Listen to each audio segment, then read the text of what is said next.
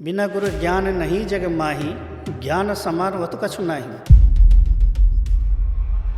जब शक्ति परीक्षा लेती है तो क्या करते, पहले आपके विचार को डगमगाएगी। अब आपके विचार कैसे आएंगे, ये साधना होगी कि नहीं होगी, गुरु ने सही दे रखी है या गलत दे रखी है, आपके भावनाओं के साथ वो खिलवाड़ करे।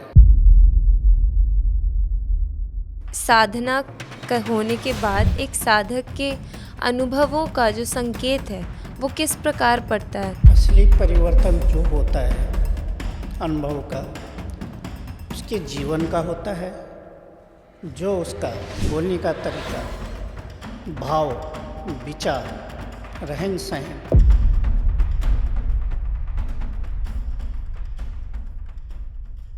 हमने अपने पिछले कुछ पॉडकास्ट में परिसाधना, उनकी शक्तियाँ, उनसे पाए जाने वाले वचन और काफ़ी सारी साधनाओं के बारे में विस्तार से बातें की हैं, चर्चा की हैं।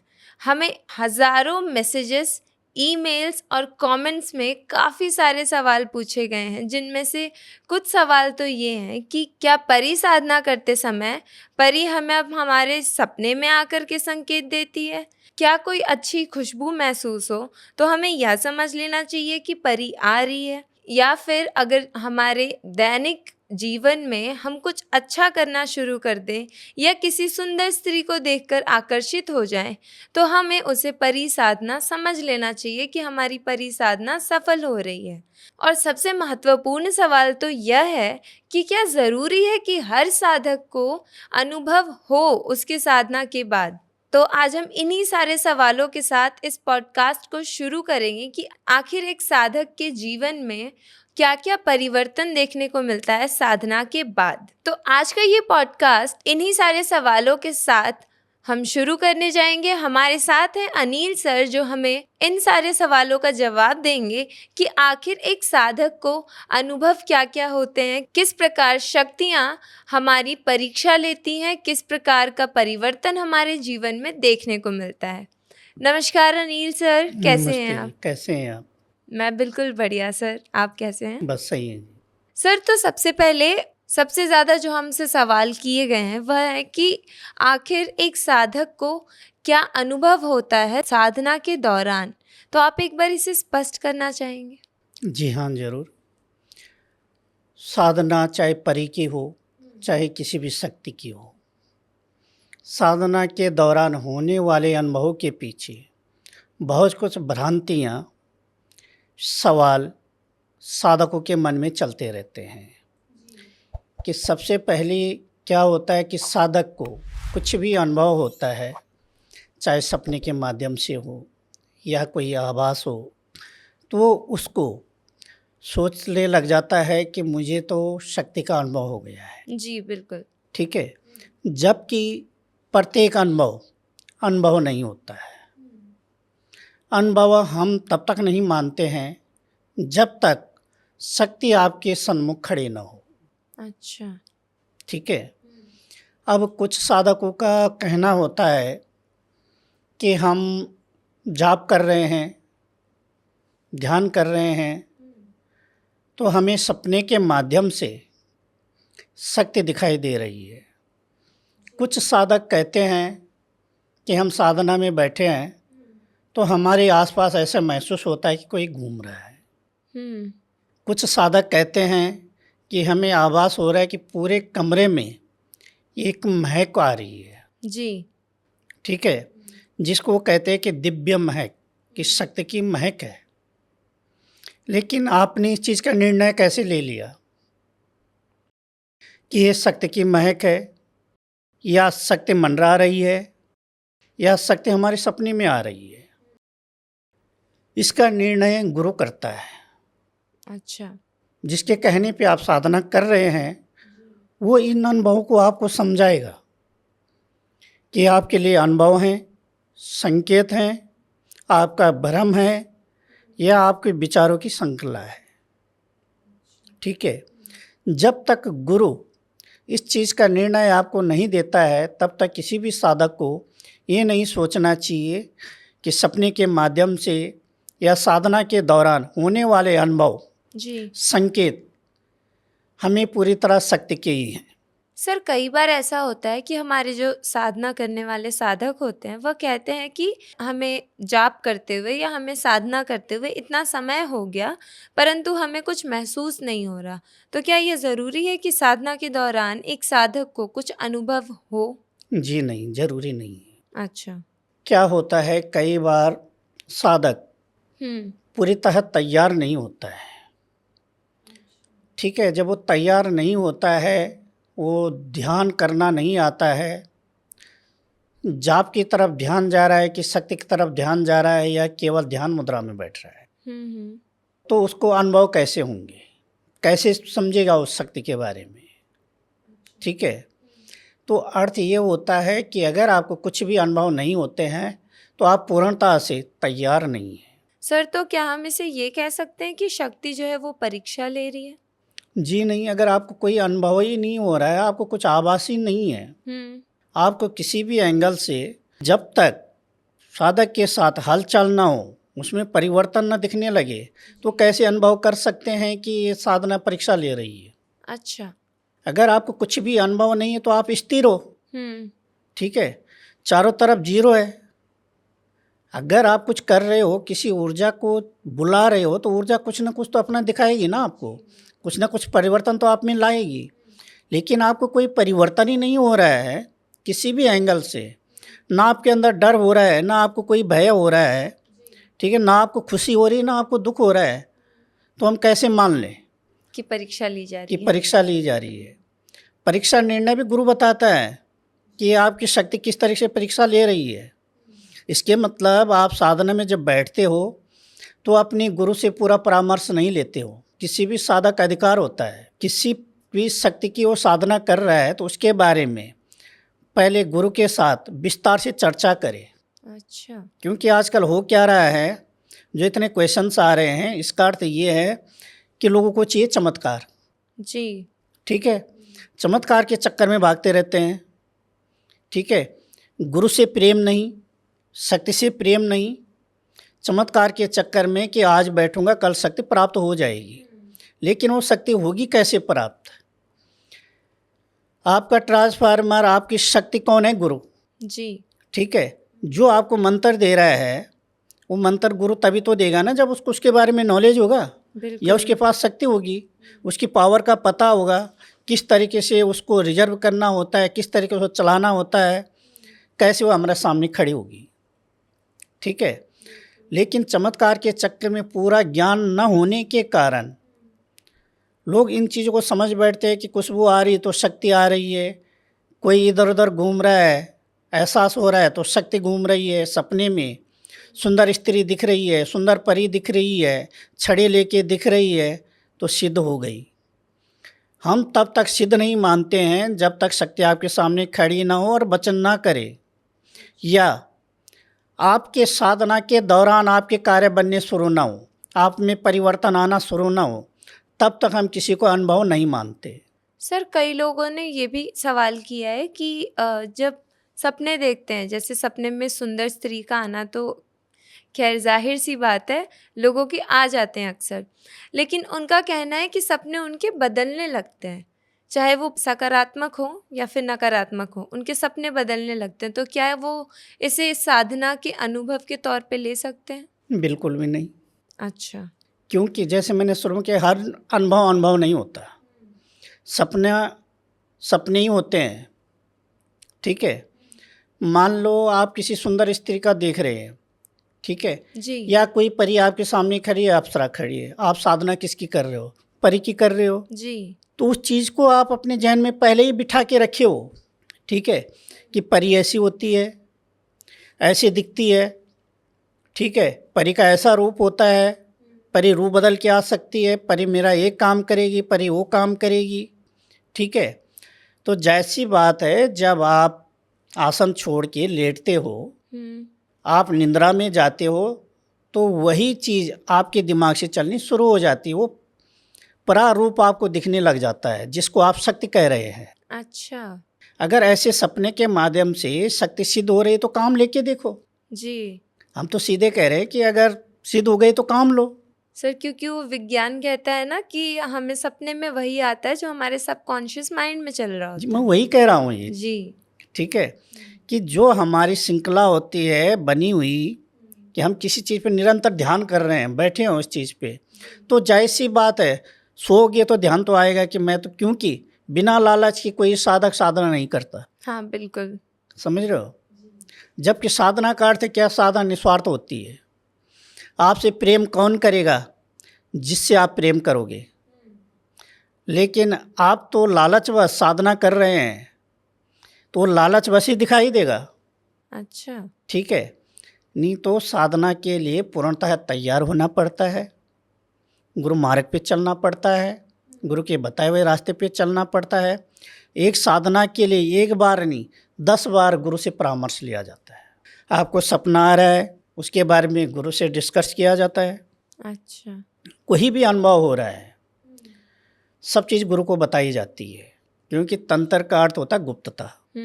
दूसरा, कई साधक क्या है कि मेरे को भी बताया, फिर आपको भी बताया, फिर उनको भी बताया कि मेरे को तो कल रात को ये अनुभव हुआ, तो ये अनुभव हुआ। अनुभव हुए क्या, शक्ति आई है क्या?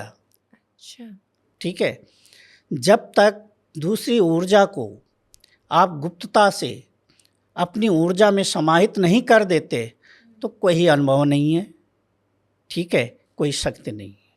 सर जैसा आपने कहा भी कि कोई भी लालच की वजह से ही करता है साधना।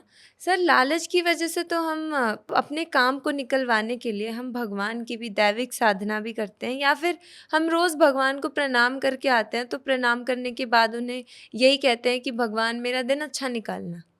ठीक है, हम लालच करके उन्हें प्रणाम कर रहे हैं। वो आपका तो भक्ति मार्ग है, अच्छा। उसमें आप जबरदस्ती नहीं कर रहे हैं, हम्म। प्रार्थना कर रहे हैं, प्रार्थना भाव है, जी। ठीक है। लेकिन यहाँ बात चल रही है साधनाओं की। अच्छा। तो साधने का अर्थ क्या है कि जबरदस्ती साधना, कि मैं आपको अगर बिठा रखा हूँ तो जब तक मैं नहीं चाहूँगा आप यहाँ से उठ नहीं सकते हैं, समझ, माने जबरदस्ती पराशक्ति को अपने पास बुलाना, समझ रहे हो। जी। हम नित्य पूजन करते हैं, नित्य पूजन में हम क्या करते हैं, प्रार्थना, आरती, पाठ, ठीक है, स्तुति, यही करते हैं ना। जी बिल्कुल। तो उसमें तो हमारा भाव साफ है, हम्म। ठीक है, वो ईश्वर की कर रहे हैं आप, हाँ। समझ रहे हो। उसमें स्वार्थ नहीं है, अगर स्वार्थ भी है तो अपने परिवार तक का है, हाँ बिल्कुल, खुद का है या फिर परिवार का है। समझ रहे हो। लेकिन सिद्धियाँ किस लिए की जाती है, अपने संपूर्ण कार्य के लिए, अच्छा भी और बुरा भी, बिल्कुल, चाहे वो शत्रु को मारने के लिए हो, समझ रहे हो। उससे बदला लेना हो। अब मान लो आपको धन की आवश्यकता है, ठीक है, आप मेहनत करके धन कमा सकते हैं, ईश्वर आपको रास्ता दिखा सकता है। जो प्रार्थना आप ईश्वर से कर रहे हैं वो आपको रास्ता दिखा सकता है। लेकिन आप साधना किस पर्पज से कर रहे हो, कि परिसिद्ध होगी, पैसे देगी, मुझे सामान देगी। अगर वो आपको सामान देगी, पैसा देगी, तो आपके मन में तो लालच है ना, किसी न किसी भाव से तो उसको बुला रहे हो, बिल्कुल। ठीक है। तो प्रेम बस होता है, ईश्वर से आपका प्रेम है, लालच नहीं है। अपना समझ के उनके आगे आप हाथ जोड़ रहे हो, विनती कर रहे हो, क्योंकि वो भक्ति मार्ग में है। अच्छा। अब तुम जहाँ सिद्धि कर रहे हो, साधना कर रहे हो, तो मन में तो आपके विचार पहले ही भरे हुए हैं। जिस दिन आपने सोच लिया कि मैं निस्वार्थ जी शक्ति को प्राप्त करना चाहता हूँ, बिना कारण बस, उस दिन कैसे नहीं शक्ति आपके सामने आएगी, समझो। क्यों कहते हैं कि साधना से आपके जीवन में परिवर्तन आना शुरू हो जाता है। सर कई बार ऐसा भी होता है कि जैसे गुरु ही कहते हैं कि शक्ति है वो तुम्हारी परीक्षा ज़रूर लेगी, ठीक है, कि आखिर तुम कब तक नहीं भटकते अपने मार्ग से, अपनी साधना से, अपने उस मंत्र से कब तक तुम भटकते नहीं हो, तुम्हारा दिमाग नहीं भटकता। तो ऐसे के लिए जैसे परी है, तो परी में एक खुशबू आती है परी साधना के समय। तो अगर कोई साधक बैठा है साधना के लिए और वैसी ही खुशबू आ रही है, तो क्या कोई साधक ये समझ सकता है कि उसकी परीक्षा ली जा रही है? जी नहीं, परीक्षा ऐसे नहीं ली जाती। हम्म। परीक्षा का तात्पर्य ये होता है कि आप साधना में बैठ रहे हो, ठीक है, और आपका मन साधना में नहीं लग रहा है, मन भटक रहा है, आपके मन में विचार चल रहे हैं, वो आपकी परीक्षा में आता है। अच्छा। ठीक है। ये जो आप कह रहे हैं कि सुगंध आना, महक आना, अनुभूति होना, ये आपके मन की जो आपने बिठा रखी है कि मैं इस शक्ति को कर रहा हूँ, जी। तो इस चीज़ के ये अनुभव होते हैं। ठीक है। उसी चीज़ के चलते हुए उस चीज़ का आप आभास कर रहे हैं। सर कई बार ऐसे भी लोग सोचते हैं कि 3 दिन की साधना है। लोग कहते हैं ना कि कुछ कुछ शक्तियाँ ऐसी होती हैं जिनकी साधना कम समय की होती है, 3 दिन में भी साधना हम कर सकते हैं। तो लोग सोचते हैं कि 3 दिन अब तो पूरी हो गई, अब चुटकी बजा के वो शक्ति सामने आ जाएगी बस। बिल्कुल बिल्कुल। तो क्या ऐसा सच में हो सकता है? अगर ऐसा होता तो आधा हिंदुस्तान, साधक बन चुका होता। ठीक है, पूरे साधक बन चुके होते हैं। जी। क्योंकि मैं प्रत्येक वीडियो में यही कहता हूँ कि जब तक आप खुद को नहीं समझ लेते, तब तक आप तंत्र को नहीं समझ सकते। और तंत्र को समझने के लिए आपको खुद को समझना होता है, और जब खुद को समझ लेते हो तो तंत्र आपको समझना शुरू कर देता है। अगर आपके अंदर ऊर्जा ही नहीं है तो आप परा ऊर्जा को कैसे समझ पाओगे?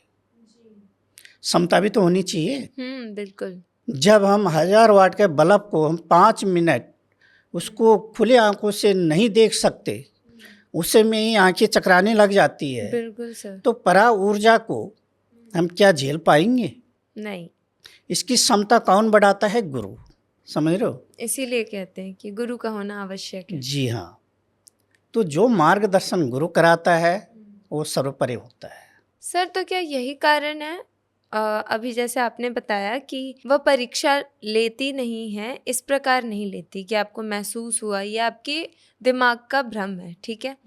तो क्या यही कारण है कि हमारे गुरु जो होते हैं, जिनके संरक्षण में रह करके हम साधना करते हैं, वो हमें कहते हैं कि इस तरह की अनुभवों को अपनी सिद्धि या फिर साधना का संपूर्ण होना मत समझो, इसकी जल्दबाजी मत करो। जी हाँ। सर तो किस प्रकार की परीक्षा वो ले सकती हैं? शक्तियाँ अगर परीक्षा लेती है तो वो परीक्षा इस तरीके से, वो पहले सबसे पहले आपके धैर्य को देखती है कि आपके अंदर धैर्य कितना है। अच्छा। जैसे कि अभी आपने कहा है कि 3 दिन में परिसिद्ध होना या शक्ति सिद्ध होना, तो कौन कहता है कि 3 दिन में इसे सोने को तो पलक झपकते ही सिद्धि सिद्ध हो जाएगी? लेकिन क्या आपकी ऊर्जा है इतनी? आपके अंदर क्षमता है? किसी पराशक्ति को 3 दिन में बुलाने के लिए आप पूरी तरह तैयार हो? तो उसमें देखा जाता है, परीक्षाएं जो लेती है सबसे पहले आपके धैर्य की ली जाती है, आपके संयम की ली जाती है, आपके विचारों की ली जाती है। ठीक है, कि आप कितना भरोसा कर सकते हैं गुरु के ऊपर, शक्ति के ऊपर। ठीक है। जब शक्ति परीक्षा लेती है तो क्या करते, पहले आपके विचारों को डगमगाएगी। ओके। अब आपके विचार कैसे आएंगे? ये साधना होगी कि नहीं होगी। अच्छा। गुरु ने सही दे रखी है या गलत दे रखी है, आपके भावनाओं के साथ वो खिलवाड़ करेगी। समझ रहे हो? अगर आपने उन भावनाओं को छोड़ दिया और आपने एक सोच रखी है कि जो गुरु ने बोला हो पत्थर की लकीर, कि शक्ति ने सिद्ध होना है और इस तरीके से होना है, इस मंत्र से होना है, इस भोग से होना है, तो शक्ति प्रत्यक्ष होके रहेगी। ओके। ठीक है। जहाँ क्वेश्चन मार्क लग जाता है वहीं आप फेल हो जाते हो। अच्छा। कोई भी चीज़ क्या देखती है? पहले भरोसा, विश्वास, श्रद्धा कि आपके अंदर कितनी है। मान लो आपने शक्ति सिद्ध कर दी और आप कल शक्ति को काम दे रहे हो, लेकिन आपको भरोसा ही नहीं है कि शक्ति काम करेगी या नहीं करेगी। अच्छा। तो क्यों आएगी आपके पास? क्योंकि आप अपने आप पे भरोसा नहीं कर पा रहे हो, अपने आप पे विश्वास नहीं कर पा रहे हो। तो क्या आप शक्ति पे भरोसा करोगे और क्या गुरु पे भरोसा करोगे? असफलता के मेन कारण क्या है? खुद पर भरोसा ना रखना। क्योंकि जहाँ इतने क्वेश्चन आ रहे हैं, सब क्वेश्चनों का एक ही जवाब है कि इतने सवालों से अच्छा आप खुद पे भरोसा करना सीखो और खुद को समझना सीखो। आपके मन में जितने विचार हैं ना, जितने आपके सवाल हैं, वो एक बार में समाप्त हो जाएंगे। क्योंकि तंत्र की मीन जड़ एक गुरु है, समझ रहे हो। जहाँ आपने गुरु को समझ लिया, वहाँ आप खुद को समझना शुरू कर दोगे। और गुरु से समझने से पहले कहते हैं ना दीक्षा, दीक्षा लेने से पहले क्या देखा जाता है? दीक्षा लेने से पहले देखा जाता है खुद को मजबूत करना, खुद को कंट्रोल करना कि मैं दीक्षा के लायक हूँ, क्या मैं दूसरे पे भरोसा कर सकता हूँ जी। या मैं खुद पे भरोसा कर रहा हूँ। अगर आपको लगता है मैं खुद पे भरोसा कर रहा हूँ, तो समझो आप गुरु पे भरोसा कर बैठोगे। जब आप अपने विचारों पे, अपने आप पे भरोसा नहीं कर पा रहे हो, तो क्या आप गुरु पे भरोसा करोगे और क्या शक्ति पे भरोसा करोगे? सर, तो कई बार ऐसा होता है कि साधना 3 दिन की हुई है लेकिन साधक को रिजल्ट्स नहीं मिल रहे, तो उसे साधना कंटिन्यू करना चाहिए? गुरु के निर्देश से। अगर गुरु कह रहा है कि अभी इसको आगे बढ़ाओ, जी। तो समझो उसको आगे बढ़ाओ। अच्छा। क्योंकि गुरु जो बोलता है वो समझ के बोलता है। गुरु को पता है कि मेरे बच्चे की, मेरे साधक की क्षमता कितनी है, जी। क्योंकि गुरु ने उसको पढ़ा रखा है, समझ रहे हो। और गुरु ने उसको पढ़ा रखा है तो गुरु उसको सोच समझ के बोलेगा। कई बार क्या होता है कि गुरु कहता है कि तो आप इसको स्टॉप करो, हफ्ते 10 दिन स्टॉप करो, फिर दोबारा उठाना। तो यानी स्टॉप करने का अर्थ है कि जो आपको दोबारा का टाइम दिया जा रहा है हफ्ते 10 दिन का, उस हफ्ते 10 दिन में जो कमियां आपके अंदर है, उन कमियों को पूरा करने के गुरु कहता है कि इसको आप करो, इसके बाद दोबारा साधना में बैठो। अच्छा। ताकि आपकी साधना सफल हो। सर, कमियां जो हैं वो गुरु बता देते हैं? हाँ। सर, आखिर गुरु को पता कैसे चलता है कि हमारे अंदर क्या कमी है? क्यों कहते हैं गुरु गुरु होता है? अच्छा। अगर बच्चा यूकेजी से एलकेजी से, ठीक है, एक ही टीचर के पास पढ़ रहा है, तो उसको सारी कमियां पता होती है, ठीक है, कि कौन से सब्जेक्ट में कमज़ोर है और कौन से में सही है, ये क्या काम सही करता सकता है और क्या नहीं, और कौन से काम में माहिर है, ठीक है। कई बार होता है कि साधक अपनी इच्छा से बोलता है मुझे तो ये साधना करनी है गुरुजी, लेकिन गुरुजी क्या कहते हैं, बेटा ये आपको ये साधना नहीं, आपको ये साधना करनी है। क्यों कहते हैं गुरु ऐसे? क्योंकि गुरु को पता है कि अवसर परे से अच्छा ये अगर यक्षिणी की करेगा या अपने इष्ट की करेगा तो इसके लिए लाभदायक है जी। क्योंकि उन्होंने उसकी ऊर्जा को, उसकी भावनाओं को अच्छी तरह से समझा है। लेकिन साधक कहता है नहीं, मुझे तो परी ही करनी है। तो फिर लास्ट में गुरु कहता है ठीक है बेटे कर जी। ठीक है। लास्ट में रिजल्ट क्या आता है कि वो वहीं तक घूम जाता है, उसको साधना पूरी नहीं हो पाती है। फिर साधक क्या कहता है, मैं तो इतने दिन बैठा, नहीं हुई, गुरुजी ने गलत बताया। जबकि गुरुजी ने तो पहले ही कह दिया कि ये चीज़ के बदले आप इस चीज़ को करो, इस शक्ति को करो, लेकिन साधक मानते कहाँ हैं। सर, अब अगर बात करें कि साधना होने के बाद एक साधक के अनुभवों का जो संकेत है वो किस प्रकार पड़ता है, तो क्या वो हमेशा सिर्फ बाहरी अनुभव होता है या फिर उसके स्वभाव और विचार में भी परिवर्तन आता है? असली परिवर्तन जो होता है अनुभव का, उसके जीवन का होता है, जो उसका बोलने का तरीका, भाव, विचार, रहन सहन, इसमें परिवर्तन होना शुरू हो जाता है। जी। जो असली अनुभव जिनको कहा जाता है। मानो आपका मन भटकता रहता है, ठीक है, आपने साधना शुरू करी, आपके मन में प्रसन्नता आने लग गई, तो पहला अनुभव। दूसरा, आपको एकदम गुस्सा आता था, आप हर किसी से चिढ़ते थे, उस चीज़ में कंट्रोल होने लग गया, समझो आपकी साधना सफल हो रही है, ठीक है। तीसरा, धैर्य, कि आप हमेशा हर चीज़ को पाने के लिए उतावले रहते थे, ठीक है, उसमें आपका कंट्रोल आ गया, समझ लो आप साधना के लिए पूर्णतः तैयार हो रहे हो, ठीक है। तीसरा, कि आप हर बार अपनी गलत भाषा का प्रयोग करते थे, उसमें परिवर्तन हो गया, तो आप साधना की सफलता की तरफ बढ़ रहे हो। चौथा, कि हम बार झूठे कसम या झूठे वादे करना उसमें आपने परिवर्तन कर लिया तो समझ लो आप साधना के करीब हो, सिद्धियों के करीब हो। यहाँ से पता चलता है कि आप एक साधक बन चुके हो और सिद्धियाँ आपके नज़दीक में हैं। जो रियली में अनुभव होते हैं वो ये होते हैं।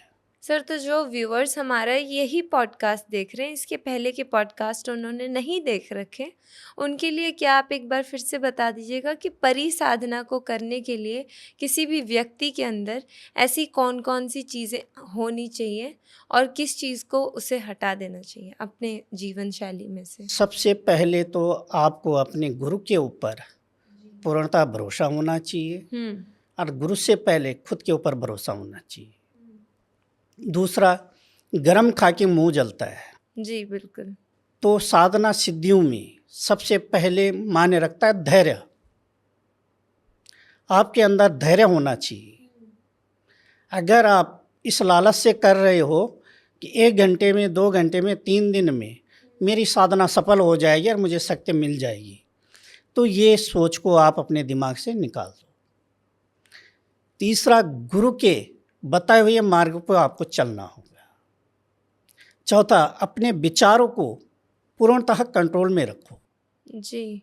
जहाँ साधना शुरू करते ही आपके मन को परिवर्तन होना शुरू हो जाता है, क्योंकि शक्ति और ऊर्जा का पहला काम होता है परिवर्तन करना। ठीक है, तो समझ लो कि आप सिद्धि की तरफ बढ़ रहे हो। संकेतों पे, अनुभवों पे ध्यान मत दो, ध्यान दो गुरु के बताए हुए रास्ते पे और खुद में क्या परिवर्तन आ रहे हैं आपके। अच्छा। जब आपके अंदर ये परिवर्तन आना शुरू हो जाएगा, जैसे कि मैंने पहले बताए, तो समझ लो आप पूरी तरह से साधना के लायक हो और सिद्धियों से आपको कोई दूर नहीं कर सकता। लेकिन जब आपके अंदर ये गुण ही नहीं है तो ऊर्जा को कैसे समा पाओगे या समझ पाओगे। तो मैं प्रत्येक साधक को यही कहता हूँ कि किसी भी साधना करने से पहले गुरु से निष्कर्ष लें और उससे पहले खुद को समझे। खुद को समझने से अपने धैर्य को कायम बनाए रखिए। गरम खाने की कोशिश मत करें, जल्दी चलने की कोशिश मत करें, क्योंकि जब हम किचन से और कमरे में तक हमें 10 मिनट लग जाते हैं, ठीक है, एक थाली रखने में, तो ये तो आप साधना कर रहे हैं। ठीक है, परा ऊर्जा को आप बुला रहे हो, तो इसमें बिना धैर्य का काम नहीं चलता। वही साधक सफल होता है जिसके अंदर धैर्य, विश्वास और श्रद्धा होती। सोशल मीडिया का ज़माना है, तो सोशल मीडिया पर भी काफ़ी जगह ऐसा दिखाया जाता है कि परी के साक्षात दर्शन हो गए उसे। वीडियो बना करके ये डाला हुआ रहता है कि परी के दर्शन उसे हो रहे हैं। तो इस पे आपका क्या कहना हो? मैं इन चीज़ों पे ज़्यादा भरोसा नहीं करता हूँ। शक्तियों के साक्षात दर्शन होते हैं, ठीक है, हम चला रहे हैं शक्तियों को, लेकिन उसके लिए आपकी योग्यता, आपकी पावर, आपकी ऊर्जा का होना बहुत ज़रूरी है। साधनाएं बच्चों का खेल नहीं है, शक्तियाँ बच्चों का खेल नहीं है कि आज प्राप्त किया और कल सामने खड़ी हो गई। प्रदर्शन तो लोग बहुत दिखाते हैं, लेकिन रियली में शक्तियाँ प्रदर्शन दिखाने के लिए नहीं होती। सर, तो आपने अपने अनुभव में ऐसे कुछ साधकों को देखा है जो मोह के लालच में मतलब फंस गए हों और आगे नहीं बढ़ पाए? बहुत सारे हैं। अच्छा। क्योंकि मैं कह तो रहा हूँ, आजकल जो भी जुड़ता है वो लालच में जुड़ता है। ठीक है, कुछ सोशल मीडिया के चमत्कारों देख के जुड़ता है जी। ठीक है, कुछ की अपनी परेशानियों के लेके जुड़ते हैं, लेकिन धैर्य और साहस बहुत कम लोगों के पास होता है। लेकिन इतना है, जो अपने से जुड़ जाता है उसके अंदर धैर्य भी आ जाता है और समझ भी आ जाती है। ठीक है, ये गुरु के ऊपर निर्भर है कि वो अपने शिष्य को किस तरीके से हैंडल करता है। सर, तो गुरु के बारे में अगर आपने जैसे अभी बोला, तो गुरु की भूमिका इन सारी चीज़ों को समझाने के लिए कितनी महत्वपूर्ण है? सबसे महत्वपूर्ण गुरु की ही भूमिका होती है। जी। बिना गुरु ज्ञान नहीं जग माही, ज्ञान समान वह तो कछु नहीं। जी। अगर गुरु है तो गुरु को जाहिर सी बात है उसको कुछ न कुछ तो नॉलेज है, तभी वो दूसरे बंदे को दे रहा है। बिल्कुल। ठीक है, आप अपनी इच्छा से करते हैं, जैसे आजकल चल रहा है कि कई सोशल मीडिया द्वारा कोई फिल्मों देख के, किताबों देख के, यूट्यूब को देख के साधनाओं में बैठ जाते हैं। बिल्कुल। मिलता क्या है, लास्ट में हाथ झाड़ते रह जाते हैं, उल्टा परेशानी पाल लेते हैं, क्योंकि सर पे हाथ ही नहीं है किसी का, किसी से ज्ञान ही नहीं लिया है। जी। ठीक है, तो इस तरीके से हानियाँ पहुँचती है। अगर गुरु आपके साथ है तो आपको कभी भी कोई दिक्कत नहीं आती। सर वैसे तो सवाल काफ़ी थे, क्योंकि मैंने जैसे ही स्टार्टिंग में आपको बताया कि हमें हज़ारों ईमेल्स या मैसेजेस या कमेंट्स आए हैं, उस हिसाब से सवाल बहुत हैं, परंतु समय की कमी होने की वजह से इस पॉडकास्ट का आखिरी सवाल मैं आपसे पूछना चाहूँगी कि सर, कभी कोई साधक अगर साधना कर रहा है तो उसे परीक्षा से डरना चाहिए या फिर अपनी साधना पर ध्यान देना चाहिए? उसको अपनी साधना पे ध्यान देना चाहिए, हम्म। क्योंकि परीक्षा तभी ली जाती है जब बच्चा क्लास में बैठता है। जी। अगर वो परीक्षा या पेपर ही नहीं देगा हम्म। तो उसकी परीक्षा कैसे ली जाएगी? जी बिल्कुल। दूसरा, पास और फेल की टेंशन नहीं लेनी चाहिए। अगर आपको अपनी पढ़ाई पे, अपने गुरु पे भरोसा है तो बिंदास होके साधना करो, सफलता आपके कदम छुएगी।